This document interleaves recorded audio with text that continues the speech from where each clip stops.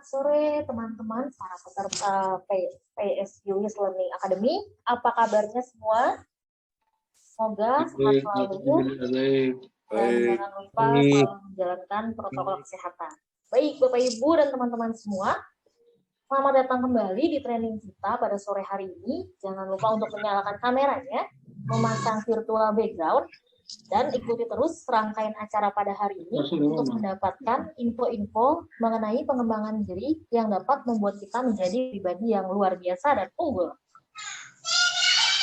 Hari ini program pembelajaran kita masih dalam topik mengenai leadership style communication.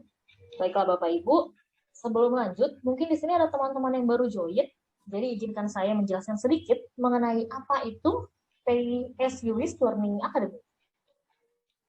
PSU Learning Academy adalah inisiasi gerakan bertujuan untuk meningkatkan kualitas individu dalam segi pengembangan diri melalui berbagai kegiatan training yang berbiaya sesuai kemampuan para pesertanya. Dana yang terkumpul dari para peserta akan kami donasikan untuk membantu kegiatan belajar mengajar di sekolah alternatif jalanan atau sekolah saja.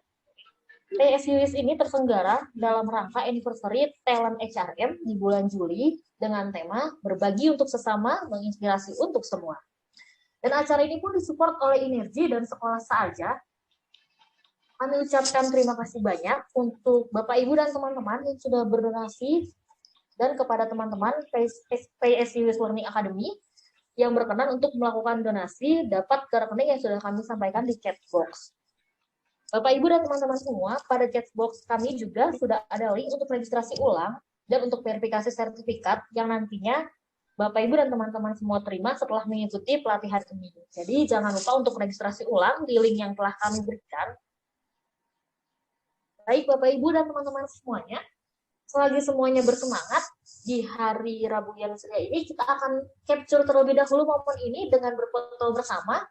Untuk Bapak Ibu silahkan membuka kameranya. Kita akan berfoto bersama. Bapak Ibu yang belum membuka kamera, kita buka dahulu untuk berfoto. Nanti saya akan hitung sampai 3. Di hitungan ketiga Bapak Ibu boleh senyum sambil mengangkat tangan ya. Baik, untuk yang belum membuka kamera masih kami tunggu. Oke. Bapak Ibu untuk Bapak Ibu di halaman pertama. 1, 2, 3.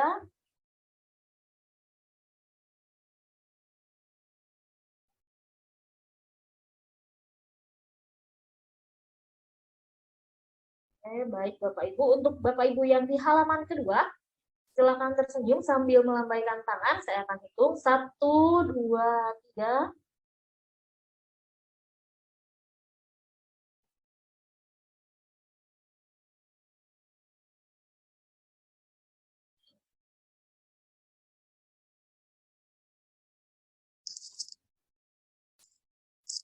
Baik, terima kasih Bapak Ibu.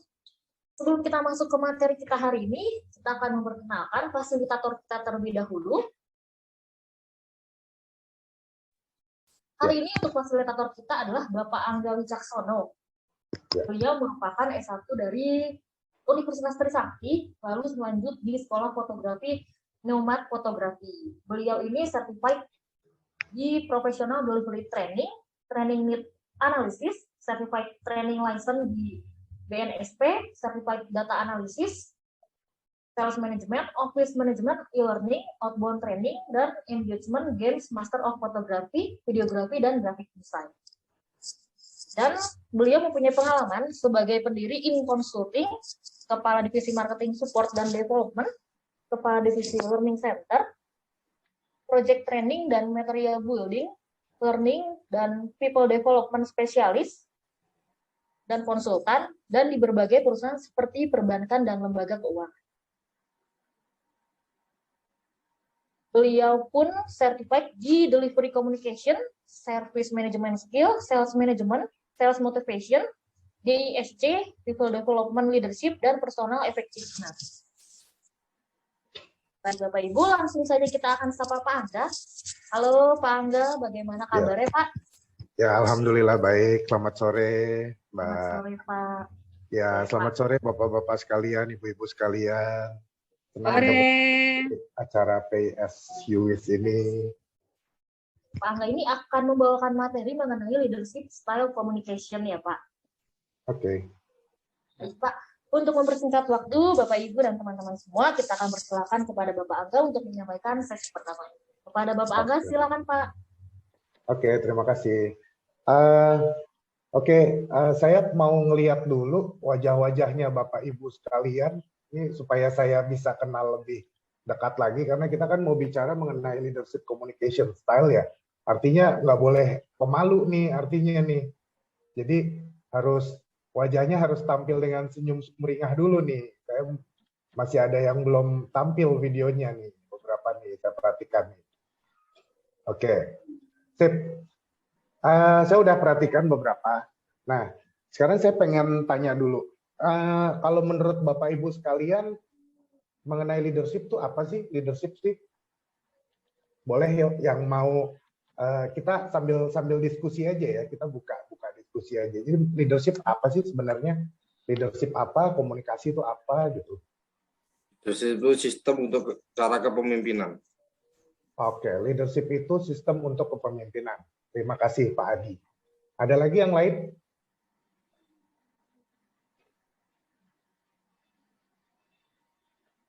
Ya, yang lain ada lagi? Boleh, silakan. Apa sih definisi leadership sebenarnya sih? Tadi ada yang bilang Pak Adi sistem kepemimpinan. Oke, leadership gitu ya. Apa lagi? Ada lagi yang lain? Oke, nah sekarang kalau nggak ada, saya mulai masuk ke yang berikutnya deh. Communication apa kalau gitu, communication? Ada yang tahu communication? Yuk, sharing yuk. Halo? Ya, communication apa? Boleh, monggo Pak Aris. Ya, apa Pak kira-kira communication Pak Aris? Pak Aris tampil nih soalnya di layar saya tampil nih soalnya nih. Jadi kita sambil coba, kita interaktif kita coba. Gimana Pak Aris? Ya, komunikasi bisa diartikan cara menyampaikan suatu informasi kepada pihak lain gitu, antara komunikat dan penerima gitu. Oh, jadi bagaimana cara kita menyampaikan informasi ya kepada pihak lain ya. Oke, terima kasih. Jadi kalau misalnya kita gabungkan leadership communication itu sebenarnya apa sih? Tadi kita udah dapat definisi kalau leadership itu adalah sistem kepemimpinan, begitu ya, leadership sistem kepemimpinan. Komunikasi adalah bagaimana cara menyampaikan informasi. Jadi kalau misalnya digabung, kira-kira bagaimana, Bapak Ibu? Butia nih, coba Butia nih, Butia masuk nih di layar saya nih, Butia Dianing Ratri. Monggo Bu, apa Bu? Leadership communication menurut pendapat Ibu?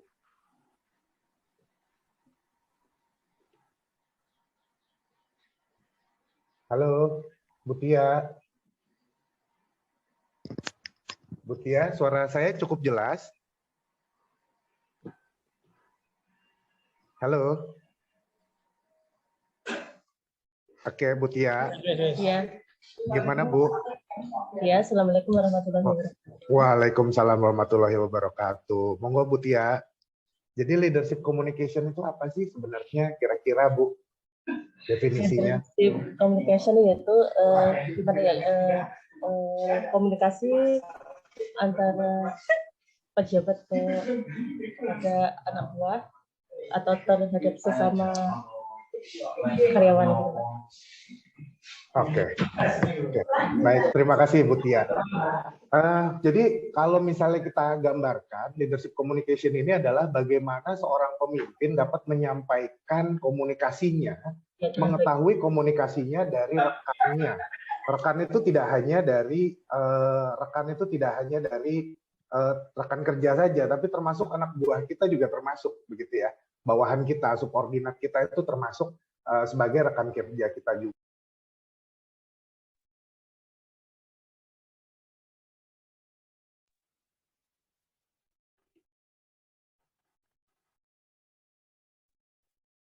Halo, suaranya hilang. Halo. Halo. Halo. Halo, suaranya hilang. Halo. Halo. Halo. Ya. Halo. Halo, halo. Iya. Ya. Ya, Suaranya sudah? Udah ya? Udah ya? Udah kedengeran ya? Saya pikir kenapa suaranya. Oke. Jadi kalau misalnya kita bisa definisikan tadi leadership communication itu bagaimana menyampaikan komunikasi terhadap tim kita atau bawahan kita gitu ya. Nah, kalau bisa kita lihat dari materi kita yang pertama, nah sekarang kita bahas nih. Ini kan ada beberapa gambar nih di sini nih. Ya, Bapak Ibu bisa lihat nggak gambar yang di kiri itu fotonya siapa sih sebenarnya? Tahu nggak? Kenal nggak? Ayo siapa yang mau jawab? Tahu nggak foto yang paling kiri dari materi?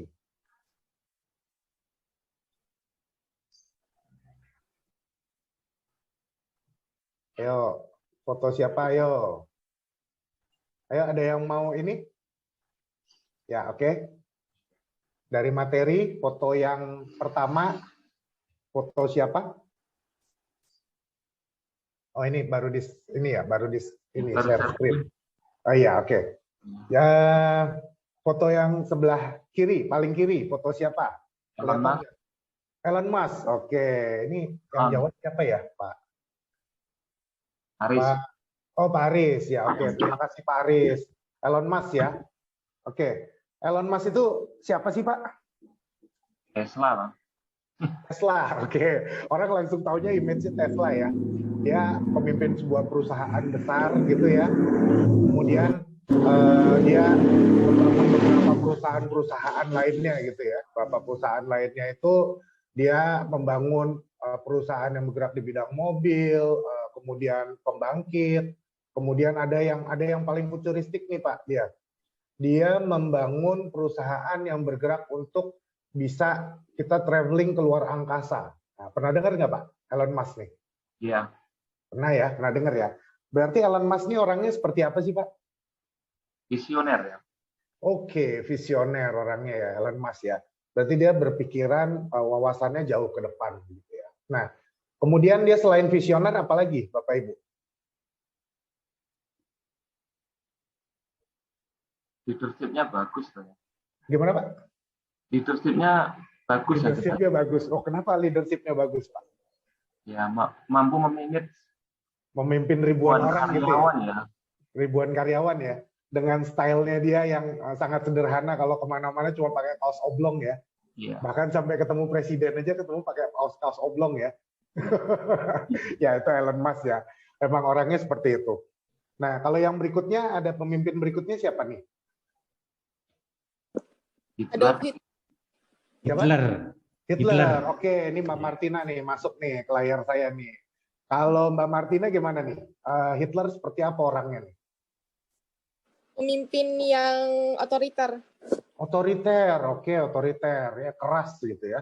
Dia ada sedikit kejam ya, agak sedikit kejam juga gitu ya. Terus apalagi yang kita bisa ngelihat dari seorang Hitler? Itu negatifnya, ada positifnya nggak? Ambisius. Ambisius, terima kasih Pak Endar. Yes, terima kasih, ambisius. Oke, kita masuk ke pemimpin yang berikutnya. Siapa nih pemimpin berikutnya nih? Yang biasanya kita selalu kagumi. Soekarno. Insinyur Soekarno. Insinyur Soekarno, bapak bangsa kita ya. Beliau seperti apa sih orangnya? Pak Edi nih, ada nih Pak Edi nih, muncul di saya nih, Pak Edi nih. Pak Soekarno seperti apa nih Pak Edi? Orangnya nih. Halo? Nasionalis. Gimana Pak? Gimana Pak? Nasionalis. Nasionalis. Oke, nasionalis. Oke, terus apa lagi Pak? Yang berikutnya Pak?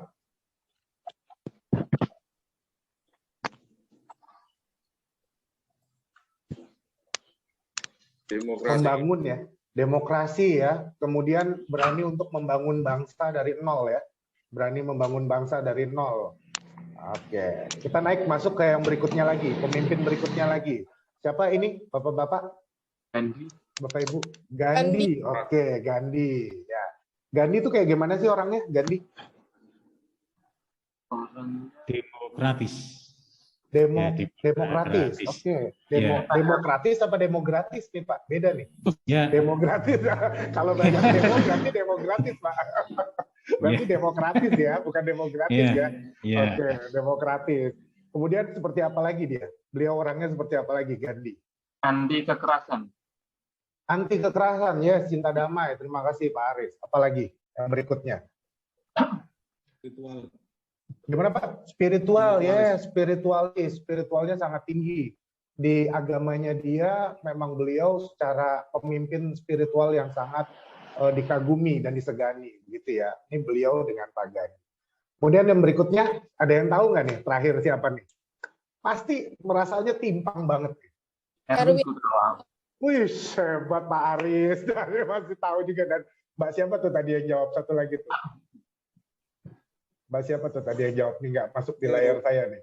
Ya, Erwin Gutawa. Nah, Erwin Gutawa tuh pemimpin bukan sih, Bapak-bapak? Tadi kan kita bahas. Musisi. Gimana? Musisi. Musisi ya. Musisi, ya. Oh, musisi. Jadi apakah seorang Erwin Gutawa bukan seorang pemimpin? Iya, betul. Ya, Keluarga. Musisi. Seniman. Jadi hanya seniman saja ya. Oh, bukan Iya. musisi. bukan pemimpin dia ya. Pemimpin Pak itu Pak. Pemain rumah tangga. Pemimpin Ya, rumah seorang tangga. Terima pemimpin. kasih. Pemimpin musik. Pemimpin musik. Terima kasih Bapak-bapak. Yes, betul. Dia kan Bapak. punya Jadi, orkestra, Pak, ya. yes, betul. Dia punya orkestra Bapak-bapak. Jadi yang perlu kita ketahui di sini ini adalah leaders work ya. Jadi leaders work. Baik itu dia seorang pemimpin perusahaan, dia seorang pemimpin pemerintahan, dia seorang pemimpin keagamaan, maupun dia seorang pemimpin dalam bidangnya musik ataupun orkestra gitu. Semuanya memiliki karakteristik masing-masing gitu ya. Tadi kita dapat beberapa karakteristik yang bisa disebutkan gitu ya. Salah satunya apa tadi? Visioner gitu ya. Berani gitu ya. Kemudian apalagi pembangun gitu ya. Kemudian tadi cinta damai gitu ya. Cinta damai, karismatik begitu. Kemudian ada yang kalau dari sisi kayak kita bahas Erwin Gutawa. Erwin Gutawa ini memimpin harmonisasi yang seimbang. Kenapa harmonisasi yang seimbang, Bapak Ibu? Ayo coba, kenapa harmonisasi yang seimbang? Ayo, bisa tahu nggak? Ya karena itu Pak komposer. Komposer. Jadi kalau nggak seimbang, nadanya sumbang ya. Jadi ya. Iya. Kalau di Oh, sepak iya. bola itu temenan Iya, betul. playmaker itu Pak. Betul. Kalau di sepak bola. Jadi Ya, pakai terima kasih. ritme. Ya, Kalau terima kasih. perlu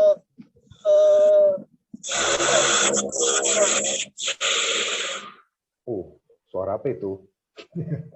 Oke, ya jadi kenapa dia pemimpin yang seimbang? Seorang komposer, dia tidak hanya bicara melalui kata-katanya dia.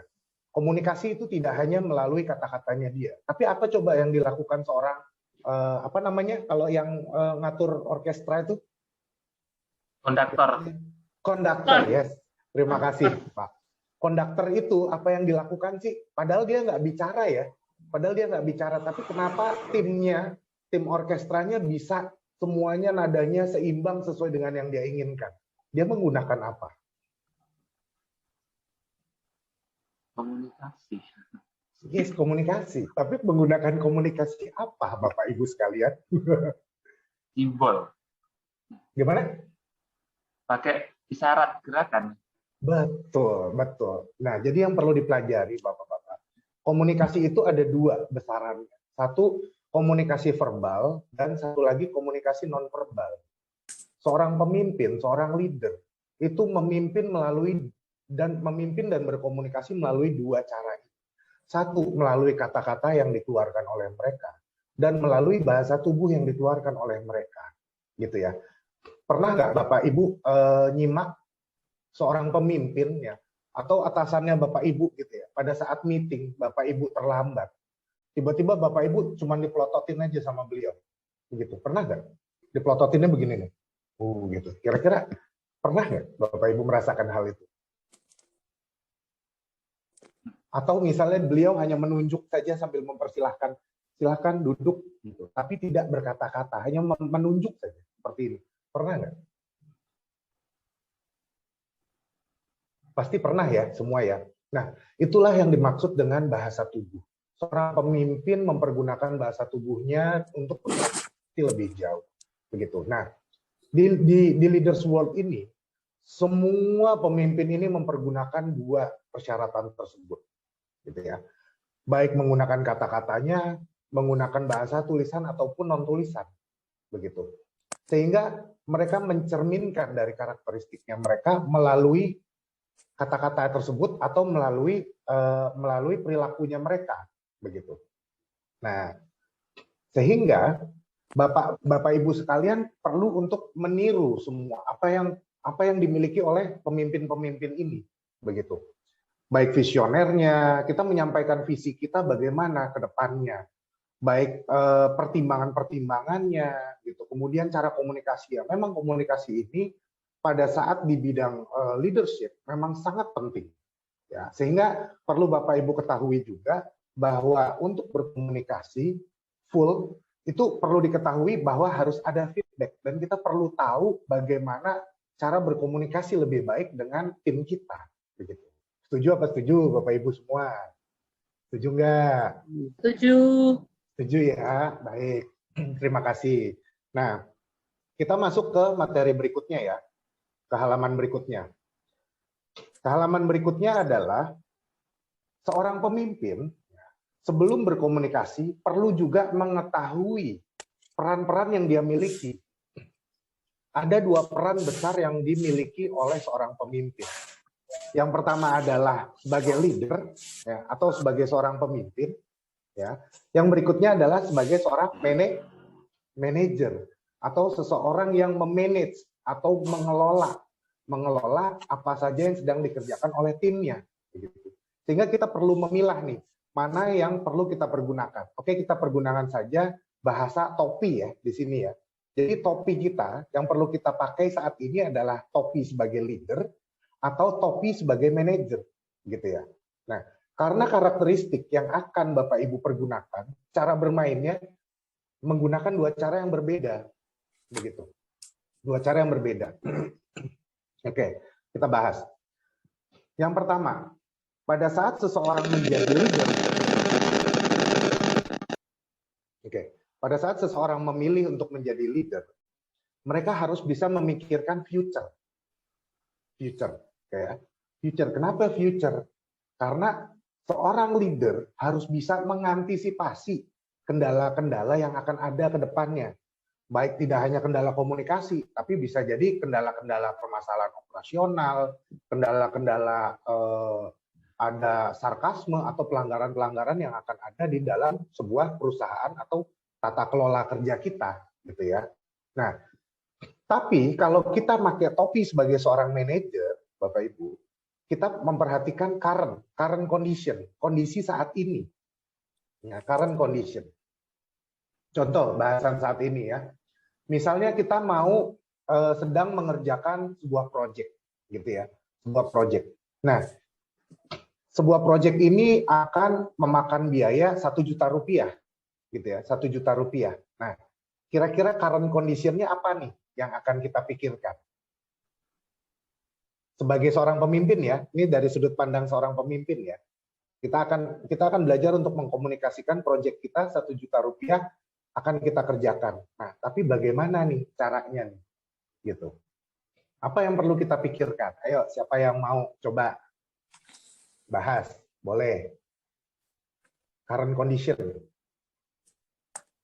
Ayo, project nih ya, kita mau ngerjain project, budgetnya 1 juta rupiah, kita mau berpikir dari dua pola, sebagai pola leader dan sebagai seorang manajer.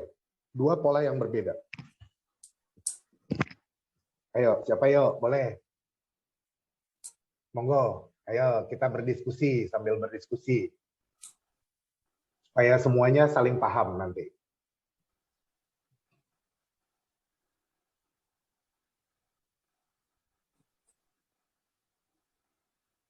Bu Yuyun? Ibu Yuyun? Boleh dibantu?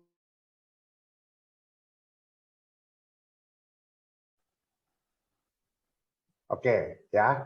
Kalau gitu gini ya. Contohnya begini.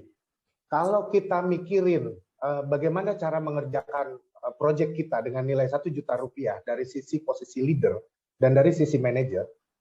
Contoh, kalau kita mau dalam posisi leader, gitu ya, dalam posisi leader, kita akan memikirkan kira-kira kondisi apa yang akan menjadi kendala kalau kita mengerjakan proyek ini hanya dengan budget 1 juta rupiah, gitu ya. Tapi kalau memakai porsi topi sebagai manajer, seorang manajer, kita akan berpikiran dengan 1 juta rupiah ini, kita akan mengambil berapa orang yang akan mengerjakan proyek kita supaya selesai. Nah, itu perbedaannya posisi leader dan posisi manajer, gitu. Sehingga ini sangat penting sekali untuk dibedakan pada saat Bapak Ibu nanti akan mengkomunikasikan berbagai hal, begitu. Oke, kita masuk ke yang berikutnya. Leader lebih berpikir mengenai people. Orientasinya adalah mengenai people. Yang dia tanyakan adalah orang saja. Yang dipikirkan adalah orang aja. Tapi kalau manajer, yang dipikirin adalah bagaimana orang itu menyelesaikan proyeknya tadi. Bisa nggak kamu nyelesain proyeknya dalam waktu 1 bulan? Bisa nggak kamu menyelesaikan proyeknya dalam waktu 3 minggu? Kira-kira kendala apa yang akan kamu miliki? Tapi kalau misalnya people akan bertanya seperti ini. Sebagai seorang leader ya, kamu punya kendala apa di rumah? Kenapa kamu mengerjakan proyeknya bisa jadi terkendala? Mereka akan berpikiran seperti itu. Gitu ya. Ini topi leader dan topi manager. Nah, kemudian leader akan berpikiran secara relationship. Jadi seorang leader ya, itu nanti akan bertanya mengenai satu ya, keluarganya ada berapa, jumlah istrinya 1 misalnya, anaknya ada berapa, sekolahnya di mana, istrinya bekerja di mana, hobi istrinya apa, anaknya hobinya apa. Itu yang nanti akan ditanyakan oleh seorang leader. Tapi kalau misalnya seorang manajer, dia akan bertanya mengenai task itu tadi. Ya, kira-kira tasknya yang akan ditanyakan adalah mengenai dari 1 juta ini tadi dibagi berapa orang. Berapa orang ini nanti akan handle beberapa poin yang berbeda. Poin yang berbeda apa saja? Misalnya poin mulai dari persiapan, tim persiapan di awal. Yang kedua tim pengerjaan. Yang ketiga tim evaluasi. Nah, ini nanti bicara melalui task. Nah, itu sebagai seorang manajer. Seorang leader akan bicara mengenai sesuatu yang informal. Informal itu nggak kaku, Bapak Ibu. Ya, informal itu tidak kaku. Sehingga informal ini nanti akan membahas lebih kepada keseharian, ya, sehari-hari dari timnya dia pada saat dia berkomunikasi. Nah, yang kedua, di sisi manajer dia akan bahas sesuatu yang formal. Sesuatu yang formal itu contohnya adalah membahas mengenai kepangkatan, mengenai bagaimana pekerjaannya dia di kantor dan sebagainya. Seorang leader akan membahas mengenai motivasi. Ya, motivasi seseorang akan dibagi menjadi 3. Ya, keluarga, ya, harta atau gaji sekarang dirubahnya keluarga, harta atau gaji tadi. Kemudian satu lagi adalah tahta atau kepangkatan. Ya, motivasinya orang dari 3 ini. Nanti kita akan mencari tahu dari tim kita sebenarnya motivasinya dari 3 ini yang mana sih sebenarnya begitu. Apakah dia memikirkan keluarganya, apakah dia memikirkan harta atau uang doang, gitu ya? Atau yang ketiga adalah dari kepangkatan atau tahta, gitu. Nah, dari sisi lain, seorang manajer dari topi manajer, mereka akan bicara mengenai PDCA, gitu ya. PDCA adalah plan, do, check, and action, di mana mereka akan melakukan perencanaan, mereka akan melakukan pengecekan, mereka akan melakukan aktivitas pekerjaannya. Gitu ya. Kemudian mereka juga akan melakukan pengecekannya begitu di sisi itu. Nah, jadi dari sisi leader dan dari sisi manajer ini Bapak Ibu tidak bisa dipisahkan gitu. Tapi Bapak Ibu harus bisa memerankan yang mana nih saatnya saya menggunakan topi leader, apa saya menggunakan topi manajer begitu. Ya. Nah, sebenarnya ini adalah karakteristik sendiri sebagai seorang manajer. Sebagai seorang leader pada saat menyampaikan komunikasi kepada timnya. Ada pengukurannya, ada alat ujinya sebenarnya.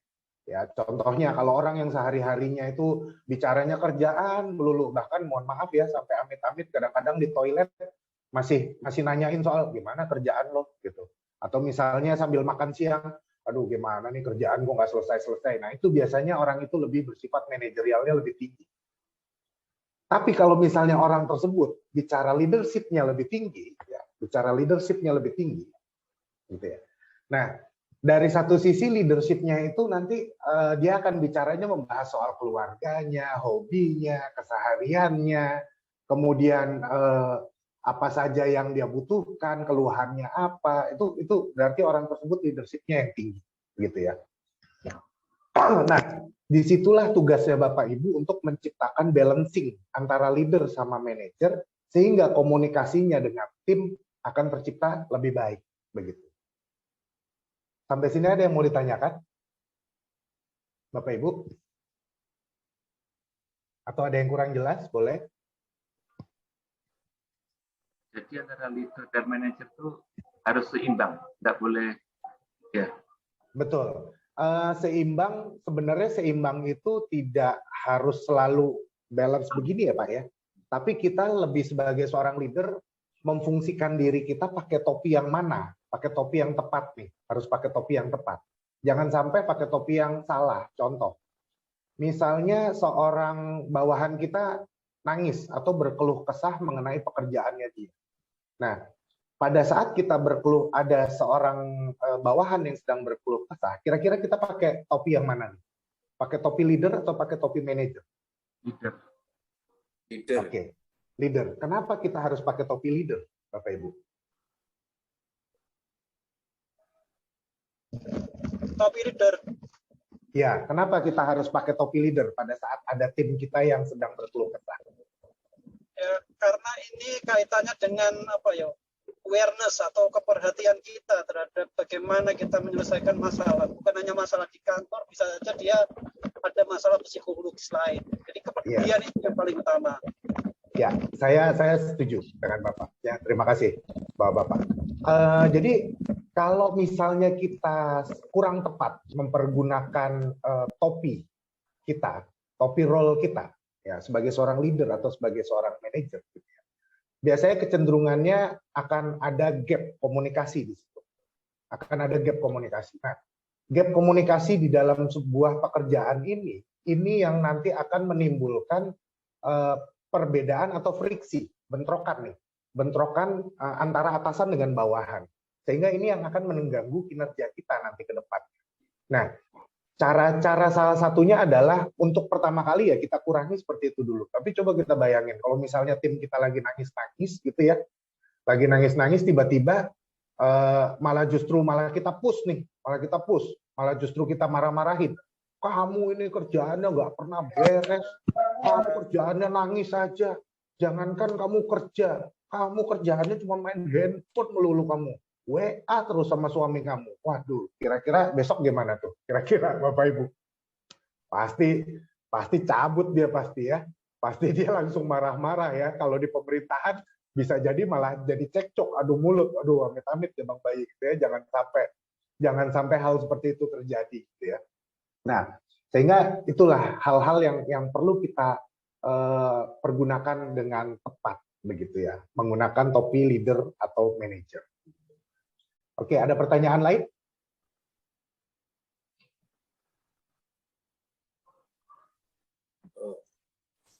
Maaf, berarti penggunaan topi leader maupun manajer itu tergantung dari keadaan setempat. Betul. Bergantung terhadap keadaan dan situasi yang ada. Tapi sebisa mungkin Bapak Ibu pada saat melakukan pekerjaan, gitu ya, pada saat melakukan pekerjaan strict sebagai seorang manajer.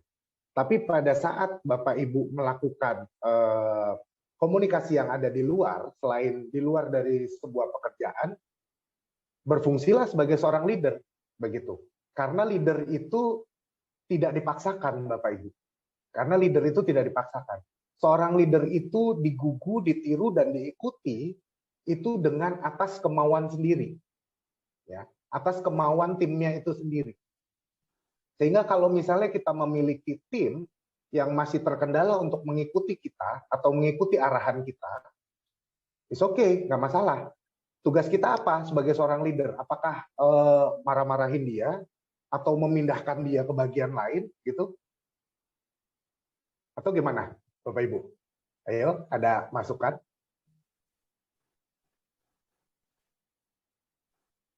Gimana? Ayo kita sharing nih. Kita jadikan sebagai evaluasi. Kita jadikan sebagai evaluasi. Terima kasih. Ada lagi yang lain? Mungkin perlu komunikasi yang lebih, ada cara lain mungkin untuk menyampaikan itu biar bisa Ada. Oke, Paling terima berdekatan. kasih. Ya, terima kasih Pak. Oke, tugas kita sebagai seorang leader, kalau misalnya komunikasi kita belum tersampaikan ya kepada tim kita, ada dua yang perlu kita lakukan. Ya. Satu, kita menunjukkan bahwa kita adalah seorang role model. Ingat tadi kita our role, ya kan? Peran kita, ya role model. Berarti kita bisa dicontoh, gitu ya. Kita berikan contoh yang terbaik. Artinya kalau misalnya dia masih belum bisa mengikuti kita, tanyakan kendalanya apa. Kalau kendalanya dari dirinya sendiri, ya berarti kita bisa lakukan konseling. Tapi kalau misalnya kendalanya adalah dari skillnya dia, kita bisa lakukan coaching. Gitu. Sehingga kita bisa lakukan, oke, coaching dulu. Nah, di sini hal-hal ini semua perlu dilakukan komunikasi, Bapak Ibu. Yang kedua, hal yang kedua, kita gali dulu nih, komunikasinya dia apakah match dengan kita. Karena kita punya karakter komunikasi beda-beda nih, Bapak Ibu. Bener nggak? Karakter komunikasi kita beda-beda. Setuju nggak, Bapak Ibu? Setuju ya? Kalau karakter komunikasi kita beda-beda. Ya, setuju. Setuju ya? Sehingga kadangkala ada seorang pemimpin yang bicaranya halus, lambat, mendayu-dayu. Bukan artinya dia nggak capable. Bukan artinya dia nggak capable. Tapi memang pola komunikasinya dia seperti itu. Cara komunikasi beliau seperti itu.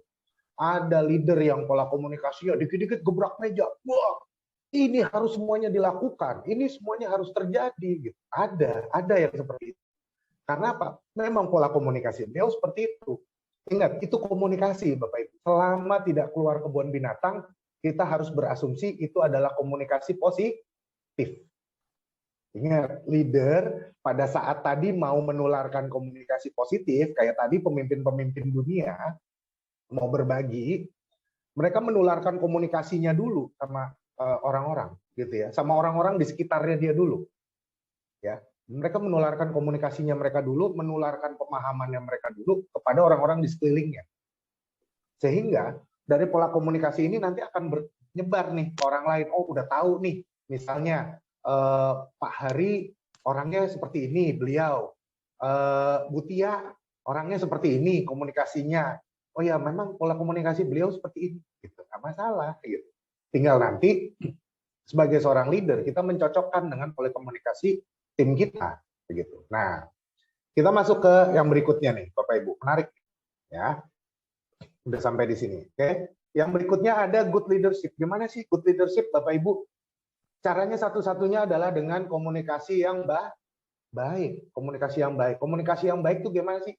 Komunikasi yang baik itu adalah komunikasi yang aktif. Komunikasi yang proaktif. Selalu bertanya lebih dulu sebagai seorang pemimpin. Ya, satu, selalu bertanya lebih dulu kepada timnya. Ya, jangan berharap kita disapa kalau kita nggak nyapa duluan, ya nggak? Saya pernah temui satu kasus di sebuah perusahaan, kebetulan saya juga seorang senior manager di situ. Kebetulan rekan saya ini juga seorang senior manager. Saya agak penasaran kok beliau agak dijauhin ya sama rekan-rekan kerja lainnya, sama tim bawahannya, sama bahkan sampai tim-tim di lapangan kok jauh semua sama beliau. Oh, ternyata setelah saya cari tahu, sederhana Bapak Ibu. Ternyata orang-orang di lapangan itu cuman mau untuk di say hello. Halo, selamat pagi. Cuma mau disapa. Halo, selamat pagi Bapak Ibu. Gimana Pak, Bu? Sehat hari ini? Alhamdulillah. Hari ini sehat. Cuman mau disapa seperti itu. Kenapa? Ternyata pola komunikasi beliau ini adalah pola komunikasi yang tertutup. Sehingga apa? Jadi semuanya saling prasangka begitu, saling prasangka. tim yang ada di bawahnya prasangka, beliau sendiri juga prasangka, kok orang-orang pada nggak ngedekat sama saya, kenapa ya? Gitu. Waduh, jangan-jangan nih saya keganjel nih, saya jadi direktur nih. Nggak bisa nih saya jadi direktur nih nanti, gitu ya. Nah, jadi oh ternyata setelah ketemu, saya kasih tahu ke tim bawah, saya kasih tahu juga ke beliaunya, akhirnya komunikasinya alhamdulillah lancar sih, gitu. Jadi segitu pentingnya komunikasi Bapak Ibu sebagai seorang leader yang baik, gitu ya. Nah, untuk dapat melakukan hal tersebut, kita dapat memastikan 3 hal kunci, Bapak Ibu. 3 hal. Yang pertama, 1, mengetahui pola komunikasi kita sendiri, ya. Kalau di bagian materi ini yourself tulisannya, mengetahui pola komunikasi kita sendiri, yourself. Yang kedua, mengetahui pola komunikasi rekan bicara kita. Jangan bicara lawan bicara sekarang ya. Rekan bicara kita. Tim kerja, atasan, ya, subordinat, bawahan, partner, mau siapapun itu namanya adalah rekan kerja. Rekan bicara, bukan lawan bicara. Karena kalau lawan bicara, gimana konotasinya biasanya jadinya negatif gitu ya. Jadinya biasanya kalau negatif yang kita tularin biasanya akan kembali lagi negatif juga jadi ke kita. Sehingga kita mencoba untuk menggunakan bahasa-bahasa positif. Bahasa positif adalah berarti rekan bicara kita yang pasti akan berkomunikasi dengan baik ke kita, gitu ya. Nah, kalau di kalau di materi tulisannya di situ adalah partners. Ya, partners. Dan yang berikutnya adalah yang ketiga, kunci ketiga adalah adjusting atau penyesuaian. Gitu ya. Bagaimana caranya kita dapat menyesuaikan dengan rekan bicara kita pada saat kita bicara. Ya. Nah.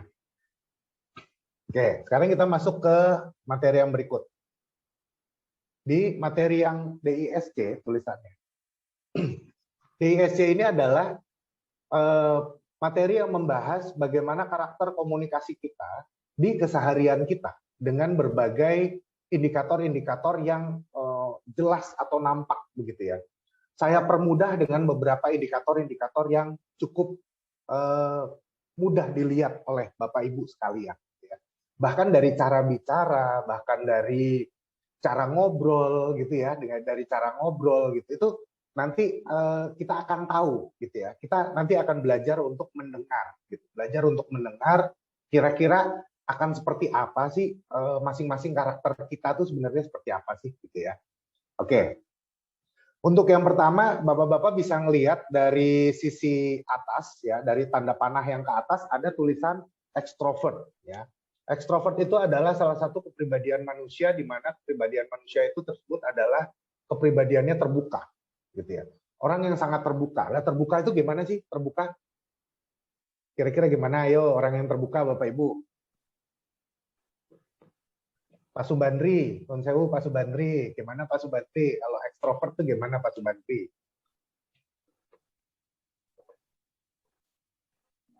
Halo? Halo? Halo, Pak Subandri? Siap, Bapak.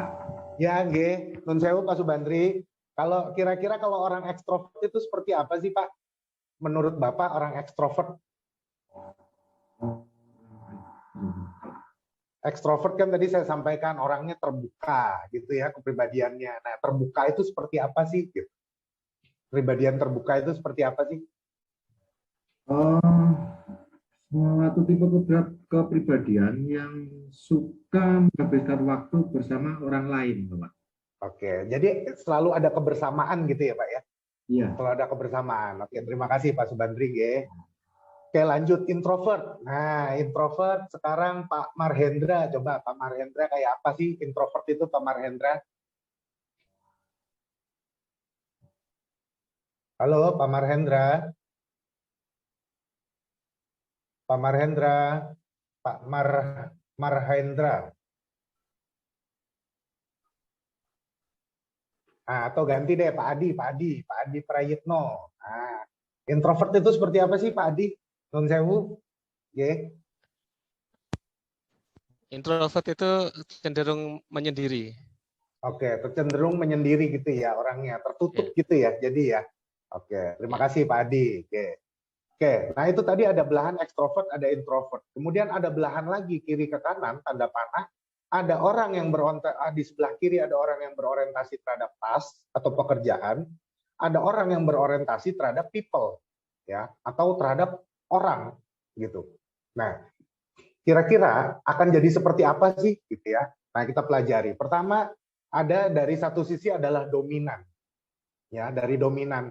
Dari dominan ini adalah berarti tipe orangnya seperti apa? Berarti tipe orang tersebut adalah ekstrovert, tapi lebih peduli terhadap pekerjaannya, Bapak Ibu. Orangnya peduli, tapi lebih peduli terhadap pekerjaannya. Ya. Jadi orangnya seperti apa sih? Ciri-ciri utamanya kayak yang tadi saya bilang, Bapak Ibu. Ini tadi di sebelah kiri ada gambar ya. Saya berikan gambar Hulk tadi karena saya pikir kita akan berbagi juga dengan adik-adik mahasiswa gitu ya. Jadi saya coba masukin slide-nya sedikit kayak kartun Avengers gitu ya.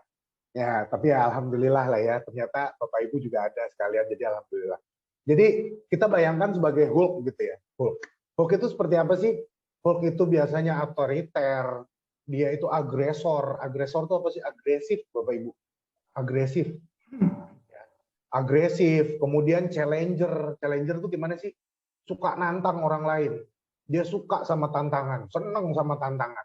Ciri-ciri berikutnya orang itu gimana? Kalau misalnya di atas mejanya itu, atau di belakang mejanya dia banyak nyimpen piala, piagam, atau apapun penghargaan-penghargaan. Kalau perlu, kalau misalnya istrinya hasil rebutan sama mantan pacarnya juga, istrinya dipajang juga tuh Pak, biasanya. Jadi dia senang untuk menunjukkan hasil gitu ya. Dia senang menunjukkan hasil dari perlombaannya dia. Biasanya dia senang seperti itu. Dia punya sifat yang lebih kompetitif, gitu ya. Makanya dia kecenderungannya adalah aim for award. Dia selalu mengincar hadiah atau award dia.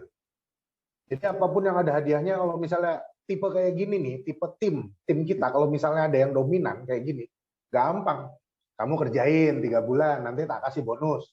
Pasti dikejar sama dia. Atau misalnya yang ngejarnya dia kembali ya ke motivasinya tadi apa gitu ya. Ini dihubungkan sama Bapak Ibu. Kalau dia ngejarnya uang, kasih uang yang banyak. Kalau dia ngejarnya tahta, bilang sama dia, nanti coba kamu tak referensikan buat ini, buat kenaikan pangkatmu, nanti coba tak majukan. Kalau di pemerintahan kan biasanya kan pengajuannya kan biasanya setahun 2 tahun ya untuk kenaikan pangkat atau kenaikan level atau level atau apa saya lupa namanya, eselon ya biasanya. Nah itu biasanya seperti itu. Nah yang terakhir tipe dominan ini adalah orang yang less simpatik. Less simpatik itu gimana sih? Kira-kira kalau less simpatik itu orangnya kalau misalnya kita mau nangis kayak apapun ya tetap aja di-push aja sama dia. Kita mau lagi capek kayak apapun, lagi sakit kayak apapun, di-push aja sama dia. Karena apa? Orientasinya dia hanya satu, task, Bapak Ibu. Hanya pekerjaan. Pekerjaan ini harus selesai dalam waktu 2 minggu. 1 minggu ditanyain, 3 hari pertama ditanyain. 1 minggu ditanyain. Hari ke-7, hari ke-8, hari ke-9 ditanyain setiap hari. Terus pasti ditanyain. Gitu ya. Nah, ini orang dalam tipe dominan. Gitu ya. Nah, tipe-tipe orang seperti ini biasanya dia itu harus punya lingkungan yang ideal, Bapak Ibu. Ya, saya bacakan lingkungan idealnya seperti apa. 1, lingkungan idealnya dia harus bebas kontrol atau supervisi. Karena orang seperti ini tidak mau di-push atau tidak mau ditekan. Pada saat dia di-push atau dia ditekan, biasanya kecenderungannya agresif. Bisa agresif by verbal ataupun agresif by perilaku ataupun tingkah. Dia akan seperti itu. Yang kedua, dia harus selalu ada di lingkungan yang inovatif dan dinamis. Jadi dia nggak boleh ada di lingkungan yang stagnan. Ya, stagnan. Jadi dia nggak boleh ada di lingkungan yang stagnan. Contoh, dia di lingkungan kerjanya bosen gitu aja. Ganti aja di kerjaan, sekali waktu diganti. Orang yang dominan seperti ini pekerjaannya selalu diganti dan selalu di-challenge. Orang yang dominan seperti ini biasanya punya kecenderungan kalau misalnya diganti pekerjaannya dengan pekerjaan baru yang lebih menantang, dia akan senang. Gitu. Kemudian dia harus dikasih forum untuk berekspresi. Ya, forum untuk berekspresinya dia tuh biasanya saat meeting. Saat meeting dia tuh pasti paling banyak ngomong, paling banyak ngasih saran, ngasih ide. Dan itu biasanya juga dengan nada yang menggebu-gebu berapi-api gitu ya. Nah, itu tipikal orang dominan. Ya. Oke, yang kedua adalah tipe orang yang ekstrovert, ya, terbuka, tapi dia orientasinya terhadap people, gitu ya. Biasanya orang seperti ini tuh cheerful, dia pembawaannya ketawa ketiwi, di mana-mana godain orang, di mana-mana bercanda, hahaha gitu ya. Kemudian dia selalu sombong tuh nggak selalu sombong kayak punya harta banyak gitu, enggak. Kadang-kadang dia sombongnya tuh cuman kadang-kadang aku kan udah makan hari ini, ngapain aku ini. Terus kadang-kadang dia habis selesai mancing, dia cerita lah, oh aku habis mancing dari sini. Dia pinter bernarasi, kemudian dia membawakan cerita-ceritanya dia menjadi sesuatu yang sangat menarik. Nah ini nih orang-orang yang orang influence dia. Ya. Dia selalu antusias pada saat dia bercerita dan sebagainya. Tapi dia selalu narsis. Orang seperti ini, influence itu bagus menjadi seorang motivator, Bapak Ibu. Jadi kalau ada timnya Bapak Ibu yang lagi murung, lagi down, deketin aja nih sama orang ini, sama timnya Bapak Ibu yang influence ini. Ya, sama yang influence ini. Deketin nih, klub gitu. Ah, ini biasanya nanti dia ceria lagi, ketawa lagi nih biasanya. Dia. Nah, oke, yang berikutnya ada yang ketiga. Di kolom yang hijau, kolom yang warna hijau itu steadiness. Orang yang steadiness, dia itu tertutup, introvert, tapi dia orientasinya terhadap people, terhadap orang, gitu ya. Orientasinya terhadap people atau orang, gitu. Nah, dia ini orangnya tenang, gitu ya. Dia tenang, dia cinta damai, dia nggak suka yang namanya diburu-buru. Dia nggak suka yang namanya diburu-buru. Dia nggak suka juga yang namanya sesuatu yang perubahan yang mendadak. Sesuatu yang tidak stabil, dia nggak suka. Dia suka itu kalau udah dikasih tahu dulu semuanya baik-baik, semuanya udah dikasih tahu sejelas-jelasnya, baru dia mau kerjakan. Biasanya ini tipikal orang steadiness, gitu ya.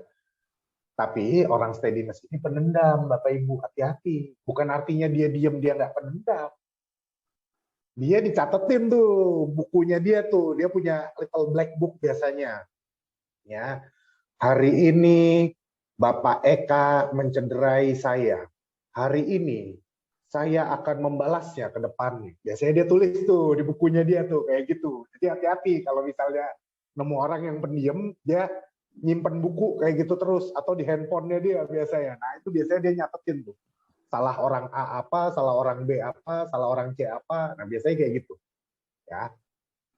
Nah, biasanya orang ini baik, steadiness ini baik sebagai orang yang tempat curhat dia. Orang steadiness ini tempat curhat yang baik. Kenapa? Karena dia bisa nyimpen rahasia. Dia bisa nyimpen banyak rahasia dari orang-orang. Jadi kalau mau curhat, curhatlah ke orang steadiness. Tapi jangan curhat ke orang influence.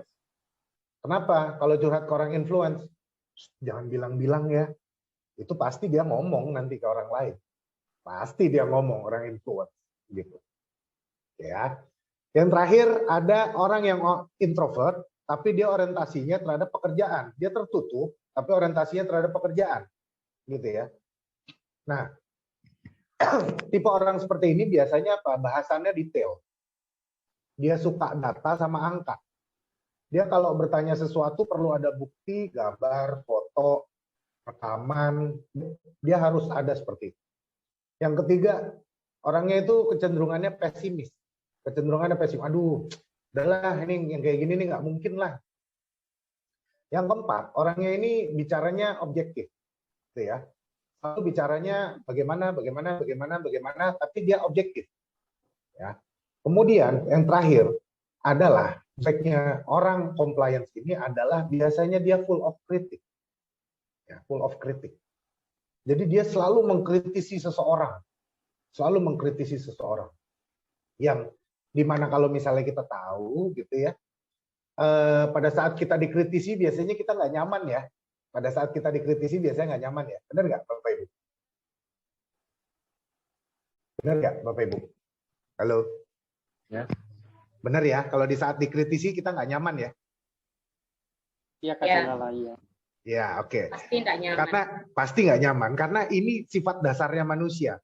Tapi justru disinilah tugas kita sebagai seorang leader untuk membuktikan pada orang compliance kalau kita adalah seorang leader yang mumpuni. Pada saat kita dikritisi, hanya ucapkan saja terima kasih masukannya. Saya akan tampung, atau kalau misalnya bisa kita lakukan, kita lakukan. Atau kalau misalnya kita bisa jawab, kita bantah, kita bantah. Pilihannya hanya itu. Ya, tapi kita lakukan dulu hal seperti itu. Terima kasih masukannya. Gitu. Jangan kita bantah buat orang yang seperti ini. Gitu ya. Karena dia selalu, dia akan selalu mengkritik. Siapapun dikritik. Bahkan hal-hal yang sekecil-kecil apapun dikritik. Dan ingat, detailnya beliau ini benar-benar detail yang luar biasa ya. Biasanya orang-orang keuangan gitu ya. Ini orang keuangan, orang finansial, kemudian orang-orang pemeriksa, orang audit, ini biasanya orang compliance. Jadi hal-hal kecil yang kadang-kala kita kelewatan, huruf A jadi huruf C, biasanya dia tahu nih. Biasanya kalau kita mau tanda tangan, minta tanda tangan sama dia, jadi kita ngeliat nih. Nih hurufnya salah nih, A. Ini mestinya hurufnya C. Ayo ganti. Biasanya dia akan seperti itu. Nah, pada saat ketemu orang-orang compliance gini, kita cuma punya satu cara, buktikan. Buktikan bahwa memang kita mampu dan capable. Begitu. Oke. Nah, oke, sekarang kita bahas lingkungan-lingkungan idealnya bagi mereka ya. Lingkungan ideal bagi orang influence ya. Satu, selain dia harus bebas kontrol, dia perlu forum untuk didengar dan biasanya atasannya harus demokratis. Kalau atasannya otoriter, orang seperti ini biasanya kabur. Kabur tuh lari dia. Kecenderungannya pada saat dia stres, dia jadi nggak realistis. Nggak realistis itu apa kadang-kadang? Nggak realistis ya apa aja dia omongin. Contoh biasanya nih kebanyakan orang sales di sini ya. Orang sales atau orang apa ya biasanya? Orang sales atau orang ya sales lah contohnya yang gampang lah ya. Pada saat ditanya di push, kamu target 1 tahun 1 M, apa yang mau kamu lakukan? Oh nanti saya akan ngubungin si A, si B, si C, si D. Oke ya. Kira-kira apa yang Bapak Ibu perlu lakukan kalau ketemu dengan orang seperti ini? Orang dengan tipe influence seperti ini.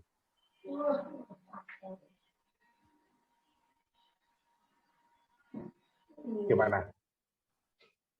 Tugasnya Bapak Ibu sebagai seorang leader atau manajer gimana nih? Kalau ketemu sama orang influence gini. Tugasnya apa?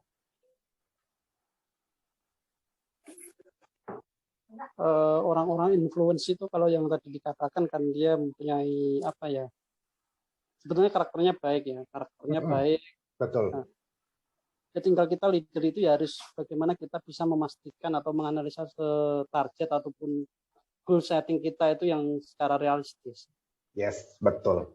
Betul sekali. Ini Pak siapa ya? Maaf di sini nggak tampil di layarnya, Pak. Oh, Gali, Pak. Oh iya, terima kasih Pak Gali. Ya, yes, betul sekali.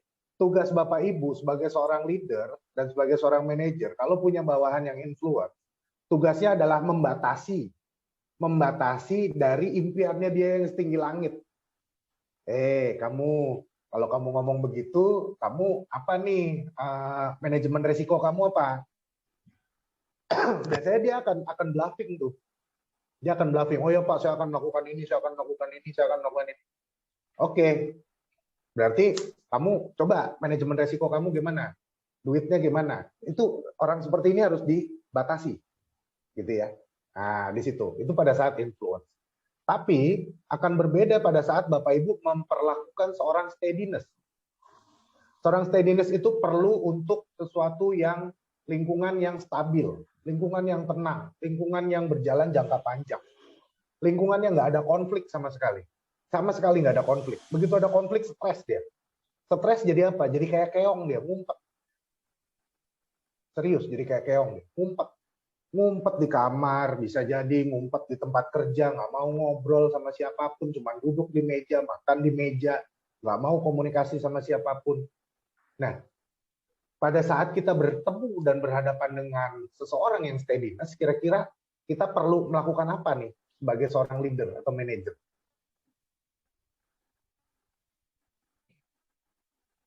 Ayo, siapa yang mau jawab? Pak Ibu, ayo monggo. Perlu adakan pendekatan secara persuasif. Pendekatan secara persuasif, personal atau non personal, Bapak? Personal. Personal ya. Nah, personal. Nah, kalau personal, biasanya pendekatannya itu harus lebih pendekatan ke arah konseling, Bapak Ibu. Pada saat seorang steadiness sudah mulai stressful, yang sudah tinggi, dia harus lari ke konseling. Dibikin seneng dulu, dibikin happy dulu, diajak makan-makan dulu, sampai dia benar-benar lega, sampai dia benar-benar plong, baru suruh lari lagi, kerja lagi. Kalau dia nggak plong dengan pikirannya dia, biasanya dia akan masih kepikiran terus. Dia masih akan takut untuk melangkah. Tipenya seperti itu, gitu ya. Nah, oke, jadi kita tadi sudah mempelajari dari keempat karakter komunikasi dari rekan-rekan kerja kita. Nah, sekarang saya pengen coba, gitu ya. Seseorang nanti saya akan minta salah satu bapak sama ibu buat ngobrol, berkomunikasi, gitu ya. Supaya kita tahu ini kira-kira kecenderungannya apa sih sebenarnya komunikasinya itu, ya, supaya Bapak Ibu tahu nih bagaimana kita menerapkannya di keseharian. Dari kita tahu dari ngobrolnya dengan tim kita aja, gitu ya. Jadi kita tahu terapannya seperti apa. Coba saya minta Pak Galih ya. Pak Galih ngobrol sama lu. Oh, pada nggak ada gambarnya ini. Pak Galih ngobrol sama Ibu Sri Monika ada? Halo, Bu Sri Monika aktif? Halo? Halo? Bu Sri Monika aktif? Iya, aktif. Iya, baik Mbak Sri Monika. Oke, saya minta Mbak Sri Monika, Mbak ya, ini berarti ya Mbak Sri Monika ya? Iya, Mbak. Ya, terima kasih. Boleh dihidupkan videonya supaya saya bisa lihat? Sudah. Oke. Mana Mbak? Di saya belum ada gambarnya. Sri Monika. Oke, saya minta Bu Sri Monika akan ngobrol dengan Pak Galih Wibawa ya. Saya pengen tahu, silahkan ngobrol apa saja yang Bapak Ibu inginkan.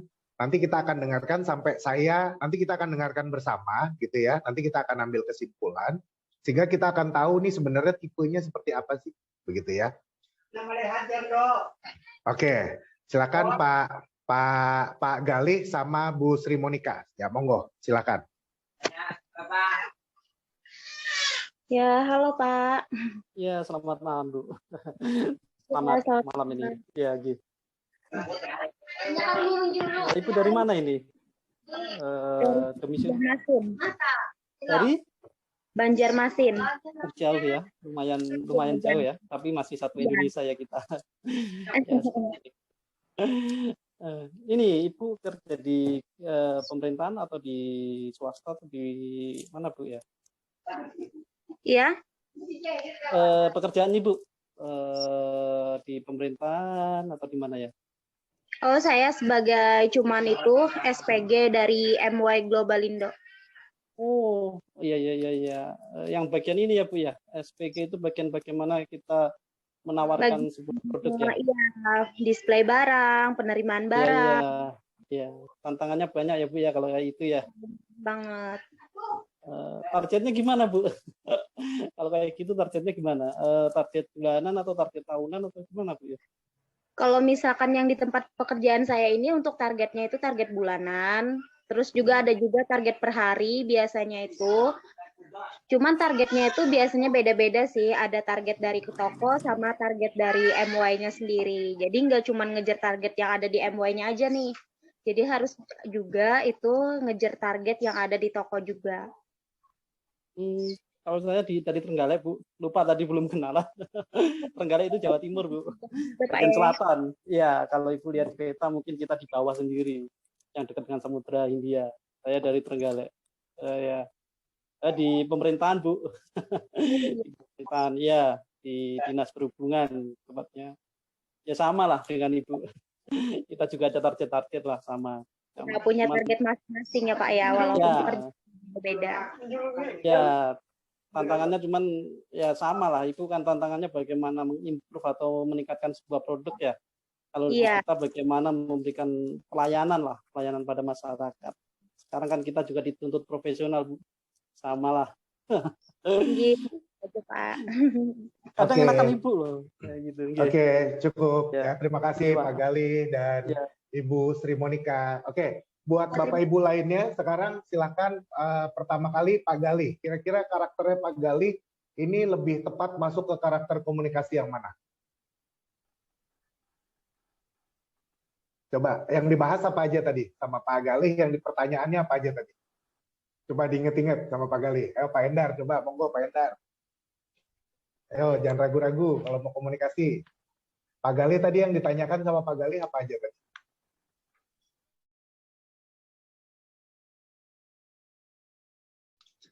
Pekerjaan. Yang pertama tentang pekerjaan. Terus. Yang pertama pekerjaan. Yang kedua? Asal tempat. Asal tempat. Dari gitu ya. mana? Ya. Dari mana ya? Identitas. Gitu ya. Oke. Berarti kira-kira Pak Gali lebih masuk kemana nih, Pak Gali? Influencer. Influencer, oke. Sip. Ada lagi yang mau nebak lainnya? Budia mungkin? Budia mau nebak mungkin? Boleh? Kira-kira Pak Gali apa? Halo Budia. Atau siapa boleh mau nebak? Budia, monggo. Pak Gali, kira-kira karakter komunikasinya apa? Ada lagi yang lain? Ya, Pak Ali Wafa, Pak Indra Prasetyo, Pak Edi Purnomo, monggo. Pak Slamet Susanto. Ada yang mau nebak? Enggak? Oke. Sekarang kita tanya Pak Gali. Benar nggak Pak Gali? Pak Gali influence? Ya, saya ini nano-nano, Pak. Nano-nano. Oke. Bapak berarti lebih influence atau lebih steadiness? Kalau saya lebih suka influence, Pak. Jadi bagaimana Bapak kita menggerakkan lah kita. Kalau di ini Tutpuri Handayani lah. Tutpuri Handayani. Oke, terima kasih. Sekarang kita ganti ke yang peserta berikut. Bu Sri. Oke, siapa yang mau nebak? Bu Sri Monika, karakter komunikasinya apa? Kira-kira? Ayo, ada yang mau nebak lainnya? Pak Erwin, Pak Mardiantoro, Bu Tuti.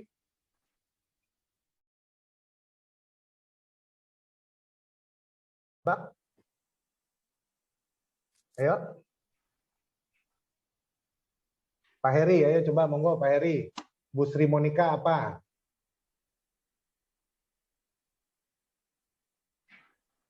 Karakternya, karakter komunikasinya.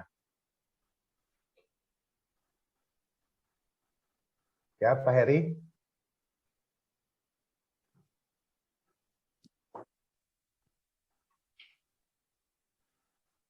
Halo. Oke ya, berarti ini nggak ada yang mau nebak nih. Coba Pak Galih deh, coba. Bu Sri karakter komunikasinya apa coba? Kalau Bu Sri mungkin ya sama ya mungkin ya. Oke, sama ya influence. Sama kayaknya ya kalau lihat latar backgroundnya SPK mungkin sama. Baik. Tapi perlu diketahui oleh Bapak Ibu sekalian, setiap leader atau setiap pemimpin memiliki karakter komunikasi yang berbeda-beda. Memang kita memiliki karakter dasar yang berbeda-beda dan kita harus bisa menyesuaikan dengan karakter yang berbeda-beda, gitu ya. Tapi ada juga beberapa orang yang mempunyai karakter berbeda, karakter komunikasi yang berbeda, lebih dari satu, Bapak Ibu. Jadi kalau di DISC di pengukuran itu biasanya ada yang DI gitu ya, DI atau IS atau SC gitu ya, atau CD gitu. Nah itu biasanya lebih dari satu gitu ya. Nah ini biasanya nanti yang lebih mengerti adalah biasanya psikolog, psikiater ini lebih mengerti karakter-karakter ini. Biasanya ada yang tiga karakter, komunikasinya dikuasai baik dengan dia. Jadi dia kalau misalnya tadinya orang steadiness, di-push berubah, naik jadi influence. Pada saat di-push lagi influence, dia stressfulnya makin tinggi, berubah jadi orang dominan. Ada orang dominan di-push, berubah jadi orang compliance. Ada, Bapak Ibu. Jadi di sini Bapak Ibu harus bisa melihat karakternya dia akan lebih kemana, begitu, dalam keseharian. Karena berperannya Bapak Ibu di sini sebagai seorang leader dan seorang manajer, nah disinilah karakter komunikasi seorang leader diperlukan, Bapak Ibu. Oke, kalau dari saya sih cukup ini. Kalau Bapak Ibu ada yang mau ditanyakan, monggo, silahkan. Baik, Bapak Ibu boleh bertanya, jika ada yang mau ditanyakan boleh unmute atau bisa diketik di kolom chat box kita jika ada yang kurang jelas atau masih ingin ditanyakan. Iya, kami sudah jelas dan Sudah jelas kalau sekali. kalau saya sampaikan terima kasih kepada Bapak atau pada Mbaknya yang mengadakan kayak gini. Sudah sangat jelas Pak Angga. Ya, terima kasih. Mudah-mudahan bermanfaat. Nah, buat Bapak Ibu, kalau seandainya ada yang mau berkomunikasi lagi lebih jauh dengan saya, boleh menghubungi di nomor WhatsApp saya. Nanti tolong disampaikan saja namanya Bapak Ibu dari dinas mana atau dari perusahaan mana. Bisa di nomor 0877 0556 7993. Kebetulan saya tidak memiliki media sosial lainnya kecuali LinkedIn. Jadi kalau misalnya mau ketemu dengan saya bisa di LinkedIn juga bisa. Begitu. Baik, terima kasih. Saya kembalikan ke Mbak Johanna ya. Terima kasih Bapak Ibu sekalian. Baik, kalau masih ada yang mau ditanyakan, saya siap untuk menjawab. Ya, terima kasih Pak Angga. Baik, terima kasih Pak Angga. Baik, Bapak Ibu, teman-teman semua, sebelum kita menutup acara webinar hari ini, kita akan ada games quiz interaktif berupa 6 pertanyaan saja. Aturan mainnya Bapak Ibu bisa jawab di kolom chat box kita. Gitu. Jadi nanti Bapak Ibu tinggal tulis saja di kolom chat box kami.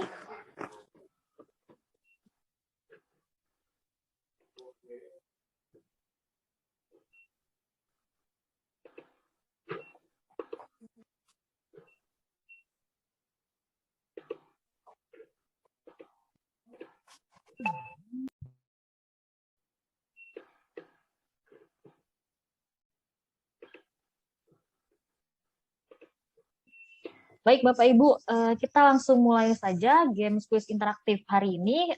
Pertanyaan pertama.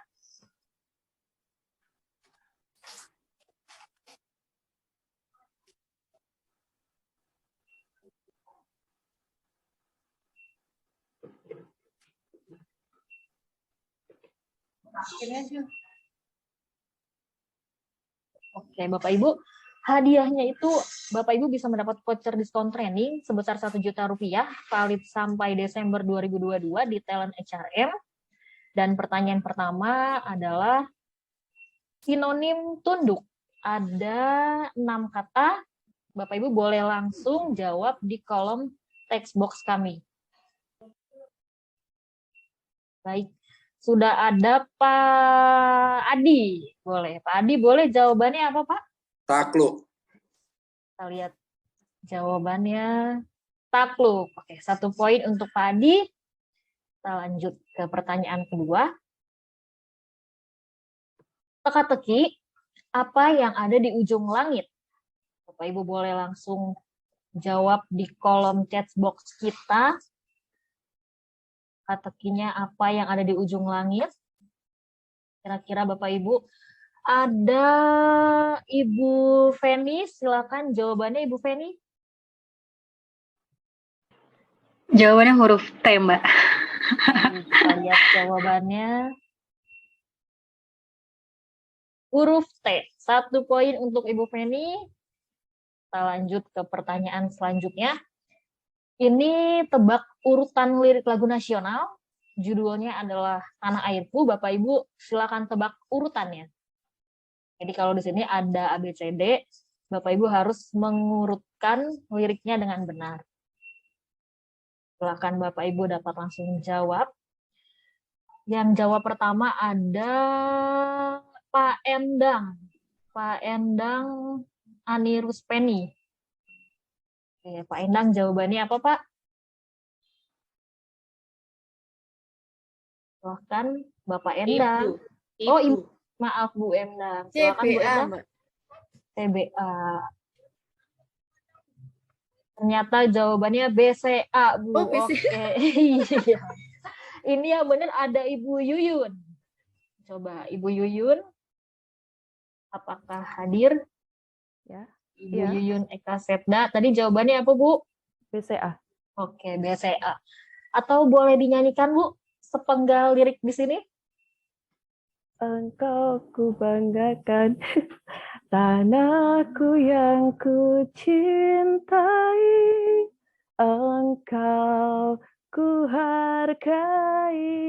Luar biasa. Terima kasih Bu Yuyun. Kalau dari saya, yes, Bu. Yes. Oke, selanjutnya kita ada pertanyaan selanjutnya. Tebak alat musik. Alat musik yang berasal dari Jawa Barat, yang awalnya digunakan untuk upacara berkaitan dengan panen padi ialah?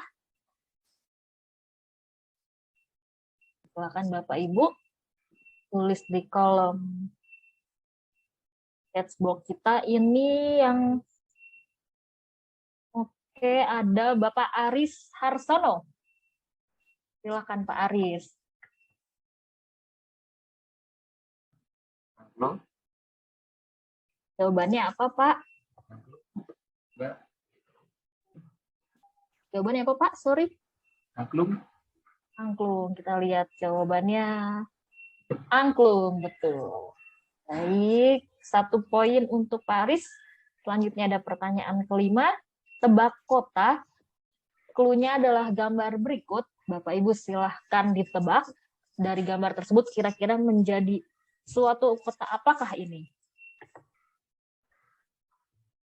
Bapak Ibu boleh langsung tulis di chat box. Yang pertama Ibu Feni kembali. Silakan Ibu Feni jawabannya. Jawabannya Surabaya, Mbak. Baik, kita lihat jawabannya. Betul. Oke, Bu Feni dapat 1 poin lagi. Selanjutnya ada pertanyaan terakhir Bapak Ibu, pertanyaan ke-6. Ini masih teka-teki. Teka-tekinya adalah salah apa yang tidak bisa dipidanakan? Silahkan Bapak Ibu dapat menjawab di kolom text box kami. Ada, oh ini Pak Haris, salah sangka masih belum betul jawabannya. Silakan Bapak Ibu. Salaman masih salah. Ada Pak Mamik. Pak Mamik Muryati. Silakan. Pak Mamik, jawabannya boleh kami dengar? Salah urat. Salah apa, Bu? Salah urat. Salah urat. Oke, jawabannya adalah salah urat. Betul, Bu. Tapi jangan sering-sering salah urat ya, Bu ya. Bu Mamik mendapatkan 1 poin. Oke.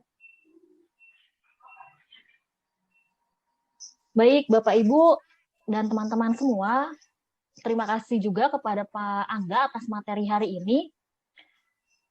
Dan teman-teman semua, untuk training hari ini dan untuk training di hari Kamis, kita akan membahas mengenai managing people skills. Sebelum menutup, kita akan mendengar mungkin konklusi singkat tentang materi kita hari ini, mungkin dari Pak Aris. Boleh, Pak? Ya, terima kasih Pak Angga, Mbak. Terima kasih. Sama-sama, terima kasih Bapak Ibu sekalian. Saya kira ini sebuah pembicaraan yang bagus bagi kami. Bagaimana cara berkomunikasi sebagai leader atau sebagai manajer, di mana kita bisa berperan, cara kita bersikap dalam kita melaksanakan tugas kita, nanti kita memanage rekan kerja kita, partner kerja kita, gimana? Saya kira ini pencerahan ilmu yang sangat berguna bagi kami nantinya di kemudian hari. Terima kasih. Semoga bisa bermanfaat bagi kami semua. Baik, terima kasih sekali lagi untuk Pak Aris untuk kesimpulannya, dan Bapak Ibu dan teman-teman sekalian, saya ingatkan kembali untuk trending di hari Kamis kita akan membahas mengenai managing people skills. Jadi Bapak Ibu dan teman-teman semua jangan sampai ketinggalan. Dan di akhir acara webinar kita, demikian telah kita ikuti bersama rangkaian acara PSUS Learning Academy. Kami ucapkan terima kasih.